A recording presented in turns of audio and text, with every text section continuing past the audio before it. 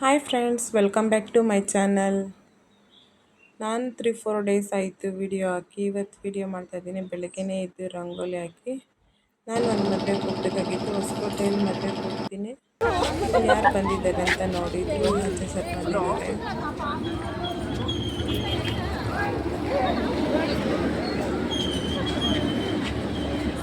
ಅಂದ್ಕೊಂಡ್ಬಿಟ್ಟು ನನಗೆ ತುಂಬಾ ಖುಷಿ ಆಯಿತು.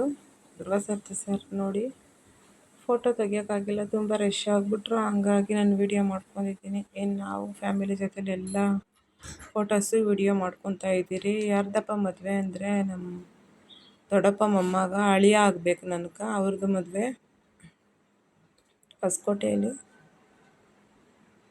ತುಂಬ ಮಳೆ ಅಂದರೆ ಮಳೆ, ಟ್ರಾಫಿಕ್ಕು. ನಾವು ಹೋಗೋಷ್ಟರೊಳಗೆ ತುಂಬಾ ಲೇಟ್ ಆಯಿತು. ಹೋಗೋಷ್ಟರೊಳಗೆ 10:30 ಆಗಿಬಿಟ್ಟಿತ್ತು. ಅಲ್ಲಿ ಫ್ರಂಟೆಲ್ಲ ಈ ಥರ ಡೆಕೋರೇಷನ್ ಇತ್ತು. ಹೋಗಿದ ತಕ್ಷಣ ಒಂದು ಸ್ವಲ್ಪ ಜ್ಯೂಸ್ ಕುಡ್ಕೊಂಡು ಒಳಗಡೆ ಹೋದ್ವಿ. ನೋಡಿ ಈ ಥರ ಇದೆ ಚೌಟ್ರಿ. ಇನ್ನು ಊಟ ಎಲ್ಲ ಮಾಡ್ಕೊಂಡು ಬರಬೇಕಂದ್ರೆ ಸ್ವಲ್ಪ ವೀಡಿಯೋ ಮಾಡ್ಕೊಂಬಂದೆ. ವೀಡಿಯೋ ಮಾಡ್ಕೊಂಡು ಮನೇಲಿ ಬಂದು ತುಂಬಾ ಪಾತ್ರೆ ಇತ್ತು. ಮದುವೆಯಲ್ಲಿ ಊಟ ತಿಂದಿರೋದೆಲ್ಲ ಹಳಹ ಹೋಗ್ಬಿಡ್ತು. ಅಷ್ಟೊಂದು ಕೆಲಸ ಇತ್ತು. ಎಲ್ಲೇ ಹೋಗ್ಬಿಡ್ತಾವೆ ಊಟ ಎಲ್ಲ. ಆಮೇಲೆ ಒಂದು ಸ್ವಲ್ಪ ಕಾಫಿ ಕುಡಿದ್ಬಿಟ್ಟು ಇನ್ನು ಮದುವೆ ಸ್ಯಾರಿಗಳಿತ್ತು. ಇವಾಗ ಸ್ವಲ್ಪ ಸ್ಯಾರಿ ಕುಚ್ಚಾಕಬೇಕಾಗಿತ್ತು. ಹಾಗೆ ನಮ್ಮ ಅತ್ತೆ ಸ್ವಲ್ಪ ತರಕಾರಿ ತಂದು ಕೊಟ್ಟಿದ್ದರು.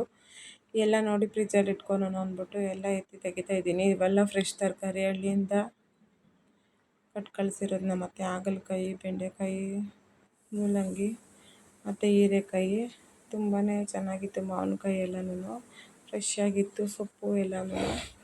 ಇನ್ನು ನಾನು ಬಂದು ಬೆಳಗ್ಗೆಗೆ ಒಂದು ಸ್ವಲ್ಪ ಸೊಪ್ಪು ಪಟ್ಟು ಕಳಿಸಿದ್ರು ಅತ್ತೆ. ಸೊಪ್ಪು ಸಾಂಬಾರು, ಅನ್ನ ಮಾಡಿಬಿಟ್ಟು ಒಂದು ಸ್ಯಾರಿ ಇತ್ತು. ಸ್ಯಾರಿ ಕುಚ್ಚಾಕಕ್ಕೆ ಕುತ್ಕೊಂಡು ಒಂದು 5 ಸ್ಯಾರಿ ಕುಚ್ಚಾಕಿದ್ದೀನಿ. ಬೇಬಿ ಕುಚ್ಚು ಮತ್ತು ಕ್ರೋಶ. ಮದುವೆ ಸೀಸನ್, ಹಂಗಾಗಿ ತುಂಬ ಸ್ಯಾರಿ ಇರ್ತೈತೆ. ಇವತ್ತಿನ ಬ್ಲಾಗ್ ಇಷ್ಟ ಆಗಿತ್ತು ಫ್ರೆಂಡ್ಸ್.